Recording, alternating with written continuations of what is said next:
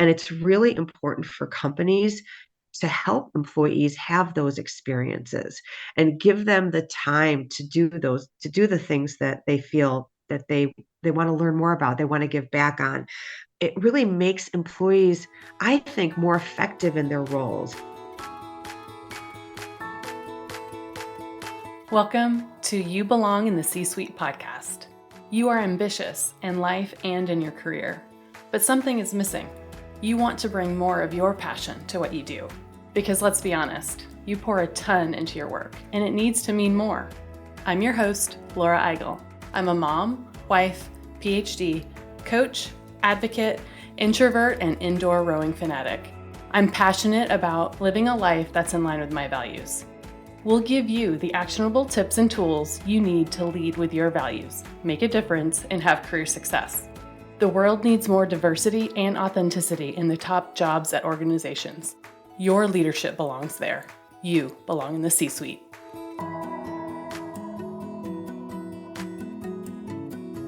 What is your team culture like? What is your leadership style? How do you make decisions? These are all questions my client was recently asked. These questions came from different people, their current team, people who they were interviewing, who wanted to work for them, even their mentee. They all wanted to know, what's it like to work for you, to learn from you? And when I started working with this client, they had some generic answers that they could speak to each of these questions, but sometimes they weren't as confident in their answers as they'd like to be. Now, they're able to confidently describe, with examples, the cultures of their team, their leadership style, and how they make decisions, aligned to what's important to them by describing their values, how they model those values, and how they reward and recognize those behaviors. Can you answer those questions for yourself? Let's dig into these together. Join us in the Catch Crew, a place to grow your career intentionally, to get the skills to intentionally grow your career and your teams through your own leadership. When you join, you get instant access to team building tools, including Values First, the course, a video-based course that highlights the most important exercises from my book, Values First. You get the tools you need to build the life, career, and team culture that you want. Go to thecatchgroup.com/catchcrew. That's thecatchgroup.com/catchcrew. Welcome to this week's episode of the You Belong in the C-Suite podcast. This week, I am closing out a semester of teaching and wrapping up the school year with my kiddos with lots of year-end activities in the next couple of weeks. The end of school kind of feels like a reflective time to celebrate milestones from the year and to be excited for the summer. And the weather is also changing here in Texas, becoming warmer, but also a lot of rain. So wherever you are, I just hope that you're taking time to celebrate the year so far and are looking forward to what's coming up next for you. So for this week, I'm really excited to share this conversation with you with our guest, Maria Doughty. This conversation was recorded in March, which was fitting for Women's History Month. And Maria and I have a shared passion for empowering women. Maria is the president and CEO of the Chicago Network, Chicago's premier leadership organization engaging the city's most influential women.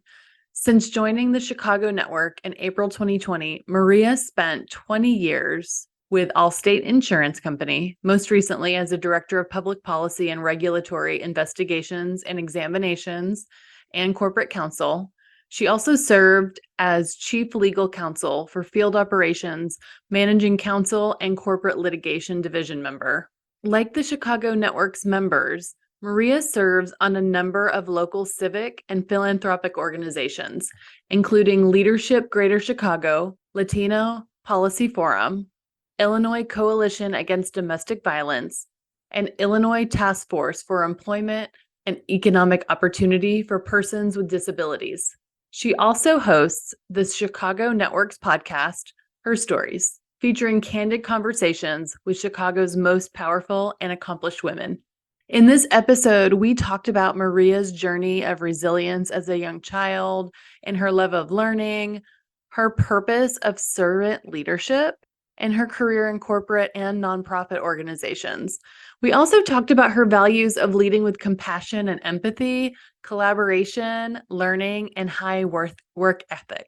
We talked about the importance of communities for executive women to amplify their voices, and also getting more women in leadership through board service. So we talked about lots of different things, specifically about how civic or nonprofit service can fulfill your purpose while building your leadership capability. We talked about different skills needed to serve on a board, which are very different than being a part of a leadership team, and how you need to separate your own success from the organization's success when you're so closely tied to the mission of the nonprofit. We also talked a lot about what's on the minds of CEOs, including how compassionate leaders can meet the needs of employees and listen to all voices, but still have to make unpopular decisions. But at the end, create a sense of purpose and culture, sharing what they stand for. I am excited to dig into this conversation. Let's get started.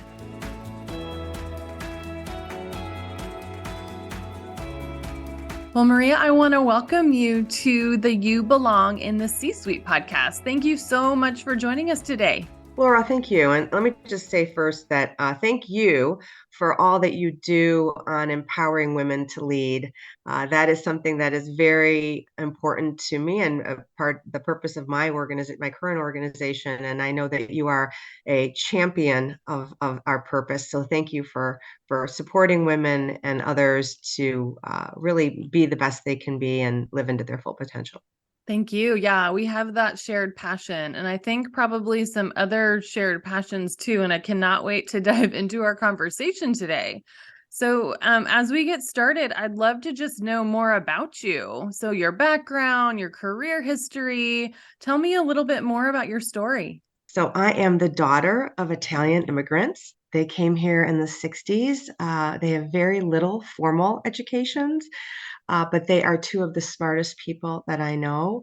They have driven incredible work ethic, and they've instilled these incredible values in me. I did not speak English until I went to kindergarten. So it was one of those journeys of resilience, determination, adaptability. It is perseverance. I think the one thing that I really attribute to my parents is they basically said, you can be whoever you want to be, and there were no limitations, and it was all about seizing opportunities. And I think that's really summarizes my journey and my professional and personal journey, quite honestly. I had unbelievable mentors and teachers and coaches who supported me throughout my entire life. And for me, that was very instrumental in helping me identify and really create my personal purpose, which is servant leadership. So I have always been one in the importance of giving back, and you could give back in any seat, right? You don't have to be. Right now, I'm serving in as a CEO of a nonprofit, but I was in a corporate world for a very long time, and I felt that time when I was in my corporate space, giving back in that executive role was really important and really led to kind of where I'm sitting today without question. I've had an extensive legal career with a specialization in highly regulated industries. I've been a leader in compliance and litigation, government relations, public policy, which was the last role that I held in my corporate space. I have an incredible love of learning. That is no question attributed to my past and growing up. Learning and education was to me that was the door in which my path flowed through that door.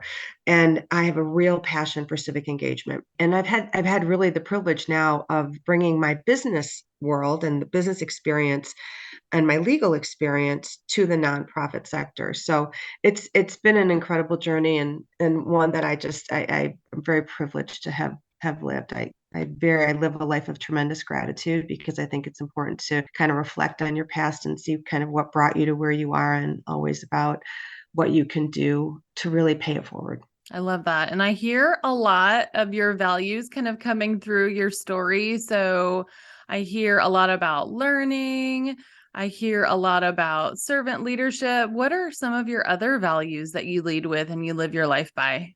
I try to be a compassionate leader. Mhm. I think compassion is really, really important. I think people want to be compassionate leaders. They understand the importance of being a compassionate leader, but it's a lot harder than you think.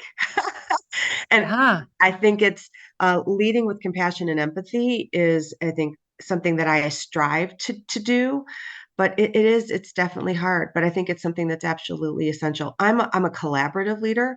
I think it's really incredibly important as you are working with others to make sure that you hear all the voices. And that's really important for board service, right? Which we're going to talk a little bit about later, is making sure that you hear all the voices. Now, that doesn't mean that you have to lead and manage with all the voices in making your decision, right? Sometimes there are certain voices that you have to tune down, but at least knowing that you have to listen to them. So that's one of the things that I really take pride in, is that I really, really try to listen to all the voices in helping me be a leader and managing in whatever decisions that I'm making. And I'm a really, really, I have a very strong work ethic. That's one thing that I feel like hard work has really helped me achieve where I've been. Luck is always a good thing too, right?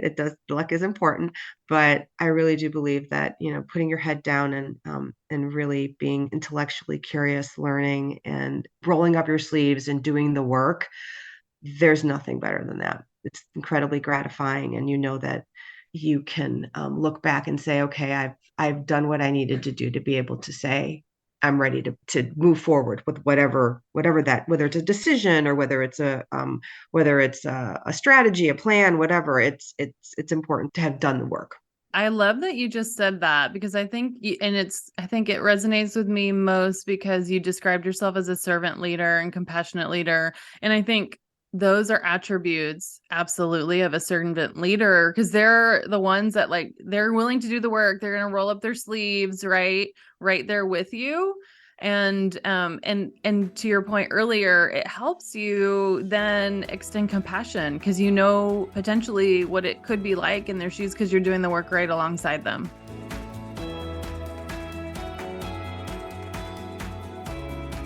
Are you in a new role or transitioning to a new role soon? Have you thought about how you will transition into your new role intentionally? How do you create boundaries to sustain your energy and prioritize the things that matter most to you? How would it feel to go into your new role feeling prepared with an intentional plan to prioritize the most important things and still have energy to tackle the things that will inevitably come your way? These are the kinds of things that leaders are working on in the Catch Crew. The Catch Crew is our community to build your career intentionally, whether that means transitioning into a new role, building or reinforcing your team culture, or planning your next role. When you join, you get instant access to career transition tools, including Values First, the course, a video-based course that highlights the most important exercises from my book, Values First. You'll get the tools you need to build the life, career, and team culture that you want. Go to thecatchgroup.com/catchcrew. That's thecatchgroup.com/catchcrew. We're having our next monthly catch up soon. Can't wait to see you there.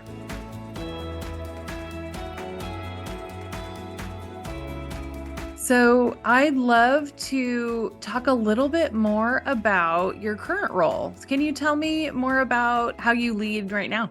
Yes, thank you for that. I have just really the honor of being the CEO of the Chicago Network, which is an extraordinary organization of senior executive women who across 11 different sectors of Chicagoland.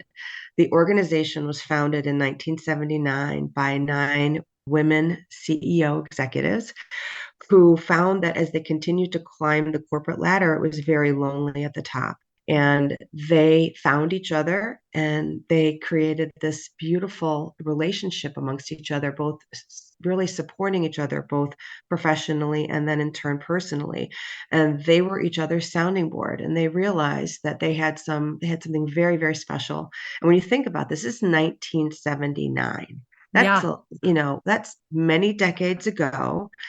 We talk about networking now, and there's a lot of wonderful organizations, but these women started this before it was a thing, and they invited a little over 100 women, and this is what's amazing, Laura, is that these women realized that diversity was really critical.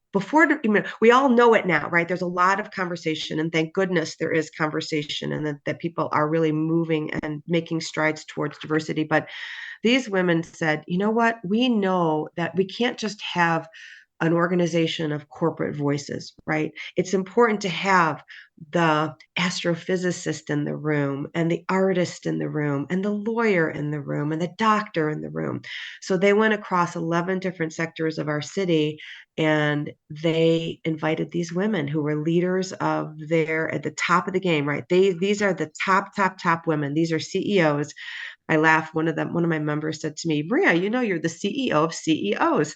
Yeah. And if you think about it, it is kind of, it's true, but I don't obviously don't think of myself that way. But they really embraced these women, and the network was born. And we have about 550 members. We have an extraordinary retention rate of high 90s. People, once you're in the network, you're in for life. You just have to pay your dues. Doesn't matter what you do. So we have this really interesting organization of women who have been at different points of their leadership journey. Mm-hmm. And this is an organization that is about supporting each other. It's the gift you give yourself. Nothing is asked of them. It's all about how do they support each other. And it is probably one of the most, I can just tell you this most sincerely, it's just truly a privilege to work with these women. And for me, it's about amplifying their voices. Our purpose is empowering women to lead, which is what I love about what you're doing, right? And what your passion and your mission is. That's what we do. And these women live into our purpose. Everything that we do in our organization is through that lens. We have multiple initiatives, like any really well-run nonprofit. We Mm-hmm. have a strategic plan, of course, an initiative. And our top initiative right now is our Women on Boards initiative. And I'm excited about the path that we're taking with this initiative. About 30% of our members are already serving on for-profit boards. But for us, we realize that when you look at where we are as a society and where women are sitting in the C-suite, yes, we've made some strides, but we're not there yet. There is not parity. There is not gender equity. We have to celebrate the wins. Don't get me wrong. We do have to celebrate the wins, but we have to be realistic on the fact that what's happening now is really still unacceptable in terms of the numbers. And as a society, we have been pushing bottom up, right? We've been trying to create pipelines so women at the bottom can get into the C-suite. Yeah. But I've been on a bandwagon for quite some time now that it needs to be top down, which is why our Women on Boards initiative is so important. We have to work from the top at the board director level, because they're the individuals who are really impacting who's sitting in the C-suite. I could not agree with you more. And this is another one of those things that we are completely aligned on. And yes, let's celebrate the wins, but also let's systematically create ways to make it happen faster. Exactly. And to me, it's about board service. And there's a lot of conversation about it now, right? You know the NASDAQ rules, and there's a lot of states that, or California kind of led the charge about mandating diversity on boards a few years back with their push on the legislative side. But we know it is empirical, it is unequivocal that diversity on boards creates profitability and innovation. And diversity is not just gender diversity, right? It's racial diversity, it's age diversification, it's what you offer, what skills you offer to the table, right? Those are all, diversity is much, it's thought diversity. It's all these things that are really important to create success for any organization. I completely agree with you. And this idea of top down and bottom up and all the things, I think we need to do it all. Before we jump into ways that we can do that, I'd love to understand you. I think you have a very unique perspective. You are the CEO of CEOs.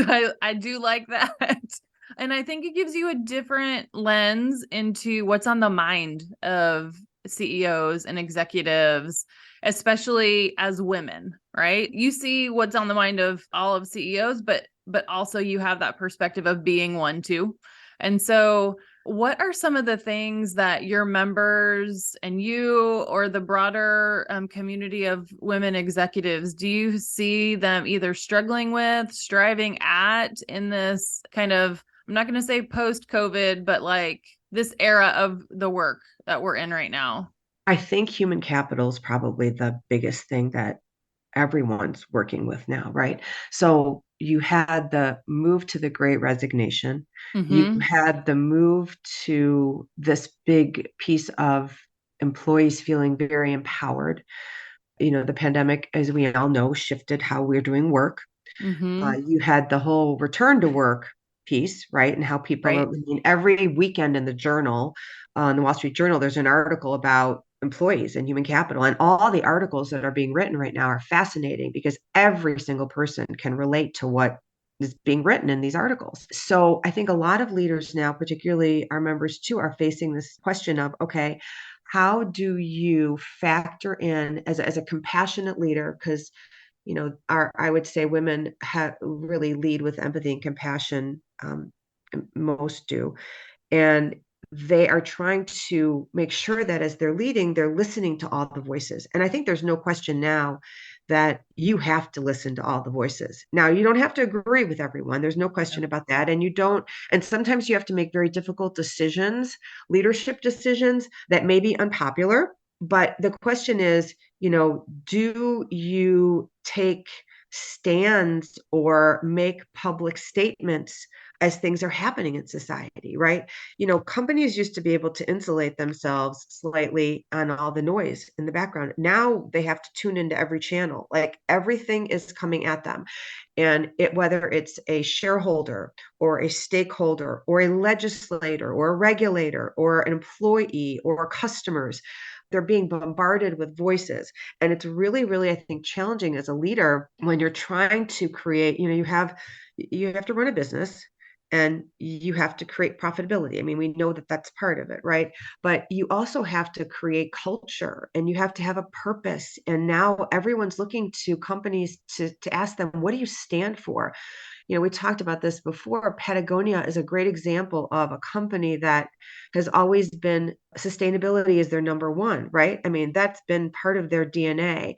I think companies are really struggling that don't have a clear DNA, right? A clear culture purpose piece to figure out, okay, what does that look like for them? I think it's an exciting time because they can really identify what's so important about the culture of their organization. But I think that's really what women are leaders. And I don't think it's really just women. I really do think it's everyone.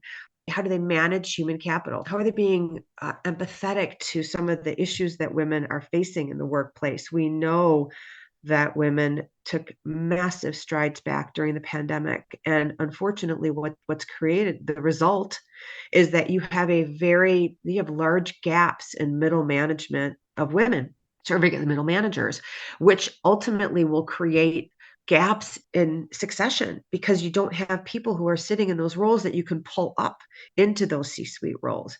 So I think those are the couple things I would say, right? But I do believe human capital is the biggest, Laura. I think that is from all fronts. Human capital by far is, I think, the thing that most CEOs are being challenged with right now. Yeah, and it's really interesting what you just said. Like, women were absolutely hit hard, and a lot of them chose to leave, not even middle management, but also upper management. People are leaving like very big roles to, some doing their own thing, some just, burnt out, right? There's just a lot of, as you talked about, this idea of great resignation and kind of understanding what do we want, and then having to like lead organizations with what's left. And to your point of listening to all, but you can't potentially make decisions that everybody's happy with, right? And so whether that was return to work plan or whatever, you're potentially left with, like you said, gaps in succession. You might have gaps in capability, probably both, right? And then also people wanting that purpose, like you said, and wanting to drive it. And as you know, I find that, women are not just seeking it in one place. they want that in their work if they can, for sure, but they also seek it in other ways too, like board service, like nonprofit experience, all those kinds of things. Are you finding that your members seek it in multiple places? Is it important to have it everywhere? Or if it's met at least in one place, is it good enough? What do you think? Great question. What's amazing about our organization is one of our membership requirements is you must be civically engaged. It's a non-starter. Like that is, and I have to tell you, Laura, because of my personal purpose of servant leadership, it really is what drew me to the Chicago network. Yeah. These women, they are at the top of the top, but they also understand it is important for them to use their gifts to be able to pay it forward, and they do, they truly do. So each of them has to be civically engaged in a leadership role, so that looks different. To me, it's really essential. I think being on a nonprofit board or being civically engaged in a nonprofit, you can look at all different ways for people. I think really is essential, an essential piece of leadership. And for the person serving on the board, it's this incredible growth opportunity. And it's a way for them to fulfill their personal purpose. And when I talk to women, we're an invitation membership group. And Mm-hmm. there are some women that are sitting at the top, but have not focused on civic leadership or nonprofit service. And I love working with those women the most, right? Because it's a journey for them. It's like, okay, what's important to you? What is calling to you? Is it education? Is it domestic violence? Is it hunger? Is it literacy? And then let's find a match, because nonprofit service, it has to speak to you. And if it doesn't speak to you, then you're just going to go through the motions and it's not going to call to your heart. And I think that's really important. You have to do something that is calling to you, and it may call to you at different times in your life, right? For me it's been domestic violence and disability community, as well as English second language learners, and that's obviously comes from my from Mm-hmm. when I was little. But it has to call to you, and those, when you have that experience, it always makes you a better leader. Kind of goes back to that empathy, compassion, right? You Yeah. can't help but get those, feel those things. And those things, once they're part of how you think, they will be part of how you lead. Yeah, I love that. And I think it's really interesting that you mentioned that demographic of women who they might be a CEO, but they've not pushed the envelope yet on their civic mindedness or done the work to get into the nonprofit work. Maybe they've donated, maybe they volunteered a bit, they're dabbling, right? But they've not given their time and their expertise yet. And I love this idea of that is just such a critical experience as a leader. Like, regardless of where you sit in an organization, if you're a CEO or a manager, like what it can do for just your leadership capability to then bring it into your work and your life as leading with compassion and then having that need fulfilled also. Yeah, and for and I love what I've been talking about a lot is I was very, very fortunate because my organization, my last organization, one that I worked in for 23 years, Allstate, always supported my civic engagement. They always supported our pro bono work. They've always supported, and it's really important for companies to help employees have those experiences and give them the time to do the things that they feel that they want to learn more about, they want to give back on. It really makes employees, I think, more effective in their roles. And then it also increases their potentially to be in management and even C-suite roles, and even just, to serve on for-profit boards. So I think it is, because nonprofit governance, board governance is so similar to for-profit board governance, that it's a win-win all around. It gives people who are serving on nonprofit boards a taste of what it's like to be in a board environment. And that board environment, as you know, is very different, right? It's very different than Yes. sitting on a management team, Yes. because that board environment It's about listening. You're an advisor. You're Hmm. not making the decisions. You're advising management on making the decisions. And you have to be a collaborator. It can't be about you, right? Board service can't be about you. It has to be about the organization. It has to be about what's going to make the organization successful. And when you kind of exercise those muscles of your leadership Hmm. style and your training, it will spill over to how you are as a leader in the organization in which you're serving. So I think it really is a win-win all around.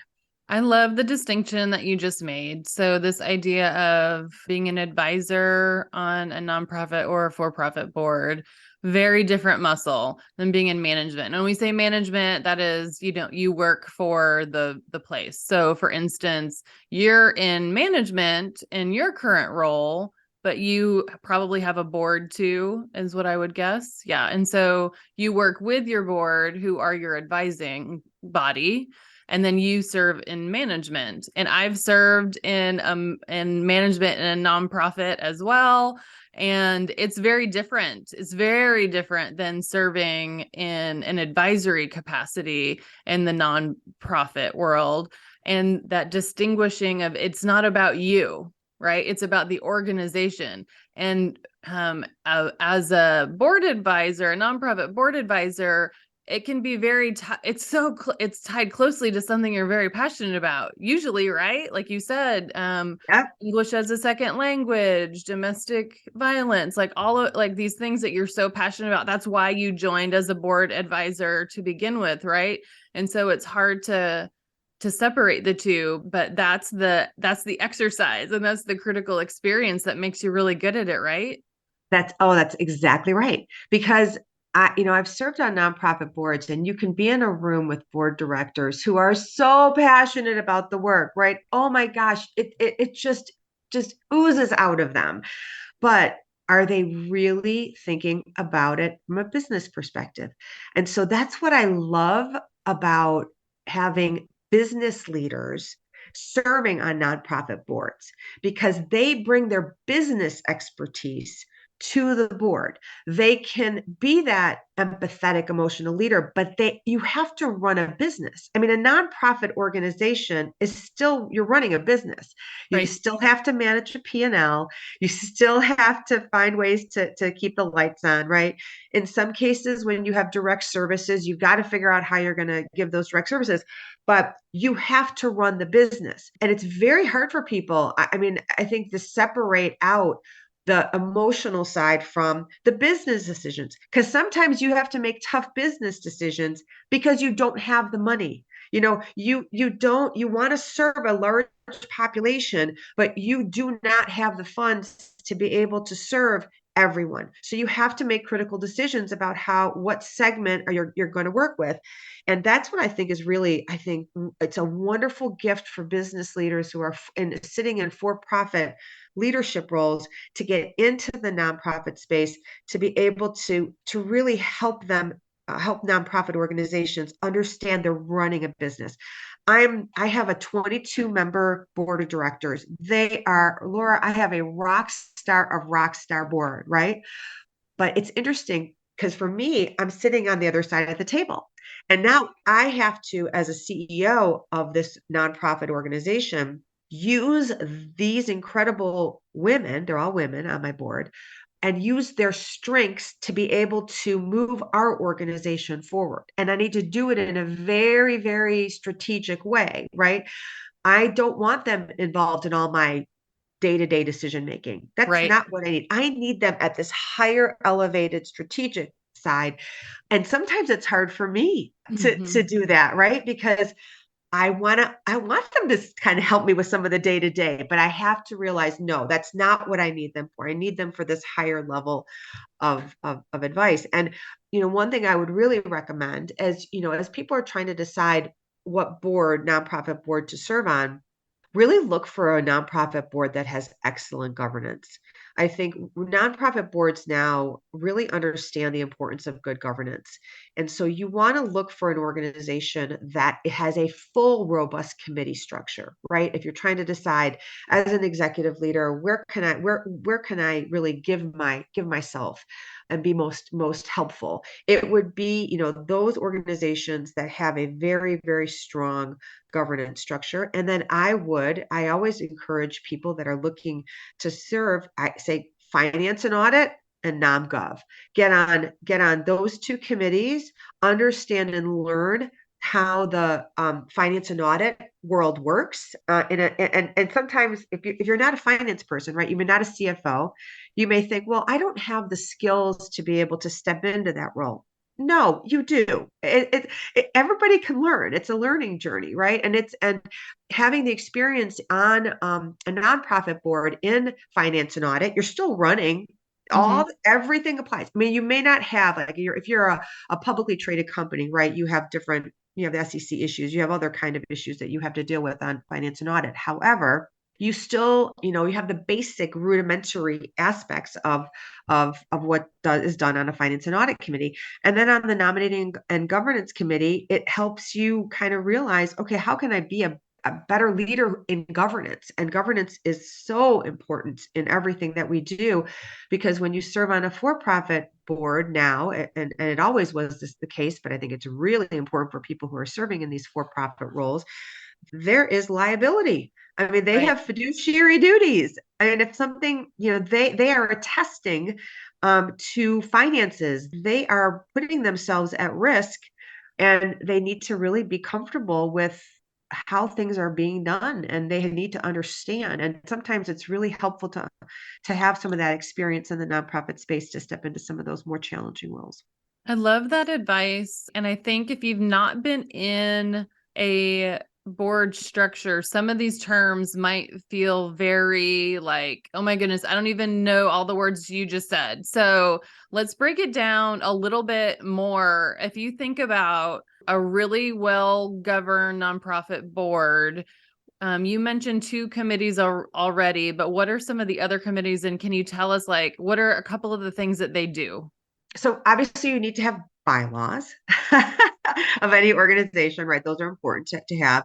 But so nominating and governance is really about finding the nominating committee finds other board members, right? They look for other board members. And what's important in board service is you don't want we talked about this diversity, this idea of diversity. You don't want everybody to look the same. And that doesn't mean that's not skin color. That's really truly how it's diversity at every aspect of it. So for example, you really don't want on a board 10 lawyers, right? Right. Now just 10 general counsels, right? Now I have to say that I believe that lawyers make amazing board members. And I mean, I am a lawyer, so I have to, put a plug in for our profession. But what I mean by that is you don't want to have all marketing people. You don't want to have Right. all tech people. It's nice to have, it's great if you could have 10 lawyers who have other specialties, right? They just happen to have their law degree and then they're a marketing expert or a digital expert or so that nominating committee, it's important for them to say, okay, what skills do we need on the board? What's absent? And then let's go find those Yeah. people who could fill those skills. And then governance is just governance. Is the organization being run properly? Right. Is management, does management have a succession plan? I mean, oh my gosh, Laura, you would be shocked to see how many organizations, for profit and nonprofit, who haven't even thought about succession. Unfortunately, I am not shocked because I have seen a lot of them, and it's not the ones that you would think, right?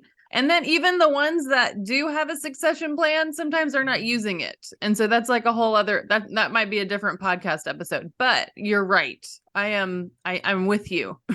I think succession would be a really interesting podcast session for you because, you know, and there are, and what is amazing to me is like one thing I would just say that when you're going on to board service, it's really important to know your why. And what I mean by that is, why do you want to do this? And it can't just be because you want to add it to your resume. It just can't. That cannot be the reason. And if it is the reason, when you interview for a board role, whether it's a nonprofit or for-profit role, that is going to be obvious in how you speak and how you talk about why you wanted to do this. You have to know what's bringing you to the table, and it could be because you have a passion for the work. You've learned so much. Like I know I'm a regulatory expert. I can give so much to an organization because of my experience in the regulatory space. And I think the other thing that I'll share is that people think a for-profit role is the only type of for-profit role is corporate publicly traded roles, right? So publicly traded companies. So you think Target or Starbucks or these big publicly traded companies, but that's not. There are thousands and thousands of companies, privately held companies, mid-sized publicly traded companies, ESOP, employee-based companies, Mhm. private equity companies. These companies all need board of directors. So, as you're starting to decide where you want to go, look at all of them and Yeah. decide, with a private equity company, they need board directors that are nimble, fast. They have to make fast decisions. It's an in and out situation. Are you good at that? Or are you more of I'm going to step back and be a strategic visionary director? That's okay. We need those, right? You need those. But when you're looking at kind of where a company is and what a for-profit company is and what they need to be successful, they may not need a strategic visionary. They may need life support. They may need somebody Right. who is a change management. They need quick change decisions, and that may not be for you. And so you need to really research the company, not just the financials, right, which are important, but it's that value prop, it's the corporate culture, it's the brand, it's the culture of the board. Do you fit into the culture of the board? Because that is a bad situation, right? Like if you go into a board and you don't know the board culture, and it does not resonate with you, it's hard to step out of those roles, right? It's uncomfortable. Yeah. So, as you're stepping into a board role, nonprofit or for profit, interview the board members. Ask to get some names of board directors and have a cup of coffee with them, have a Zoom with them, talk to them about what their experience is, and then you'll get a sense of the governance, right? You'll get a sense of what the different committee structure is. There's a communication committee, there's a risk committee. I'm sorry, I've gone, I know you had a question there and I answered a little No, bit of this it. is great. This is great.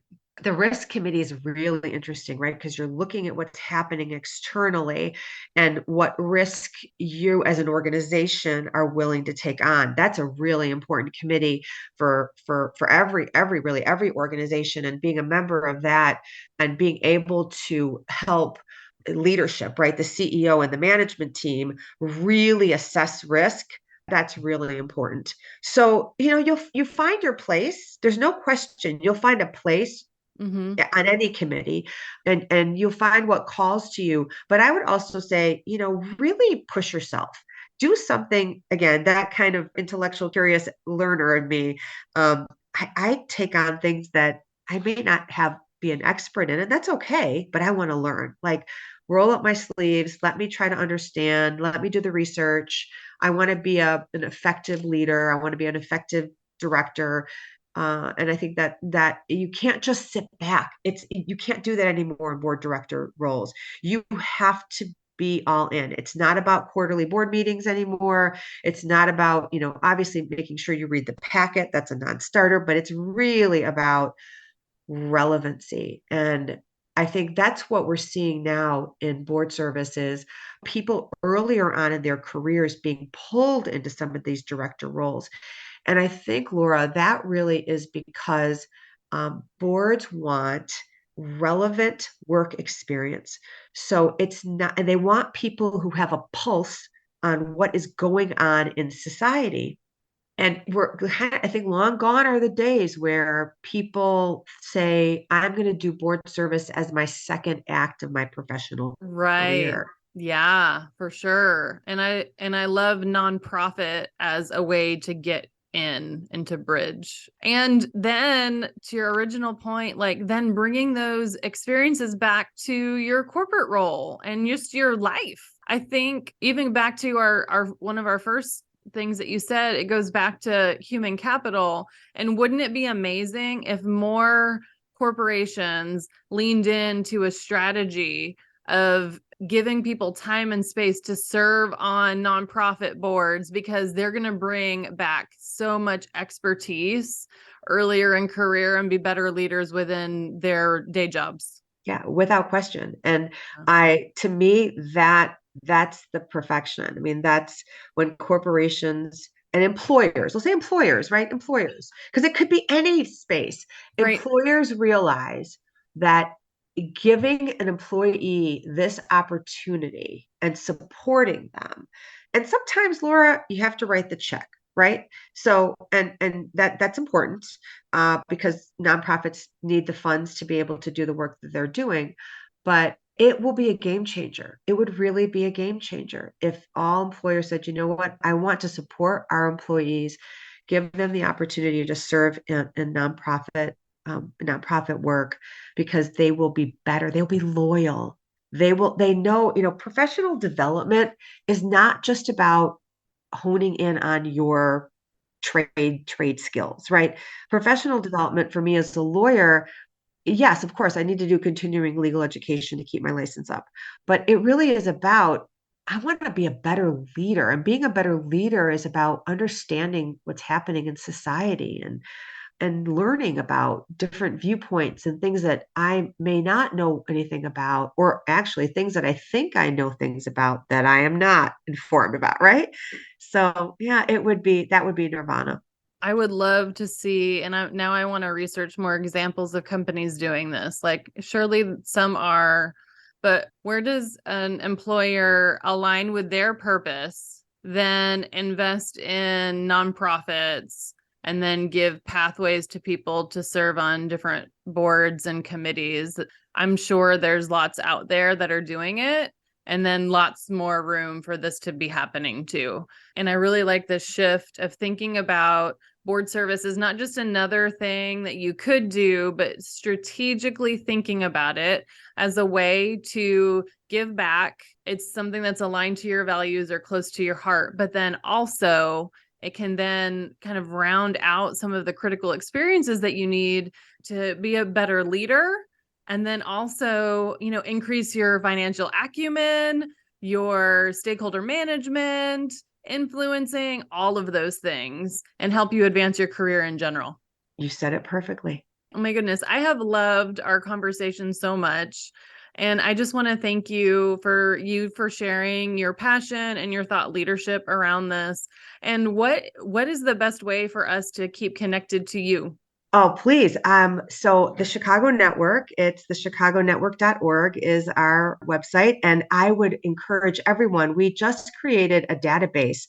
It's womenlead.io. And it is our membership database in the sense of women. I feel like I have a curated list of extraordinary board candidates, potential candidates. And so our members have added their profiles and board bios into our womenlead.io website, and go in there. And if you're looking for a board member, you're looking for someone, whether it's a for-profit or nonprofit board member, go in there, do a search. We have 500 tags in it. It's all free. Ultimately, for us and for me, it's about increasing the diversity on corporate boards. I want more women in those for-profit board seats, helping serve as role models, directing businesses, leading and helping, advising businesses. So that's how you get me. And my, of course, my LinkedIn, Maria Doughty, is, feel free to kind of connect with me, and I'd love to continue conversations and help in any way. It's really about empowering women to lead. It's everything I do these days is towards that end.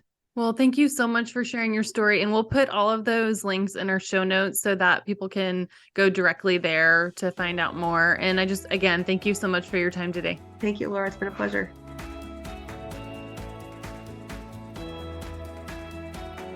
I want to thank you so much for listening to the You Belong in the C-Suite podcast. If you are enjoying this content, please remember to rate and review on Apple Podcasts. By leaving a review, you are helping others find this content. We will be featuring 5-star reviews on air in upcoming episodes. Editing and support for the podcast is done by S&E Podcast Management. To get more tips and tools to help you live a life guided by your values, go to thecatchgroup.com. Keep your boundaries and take care.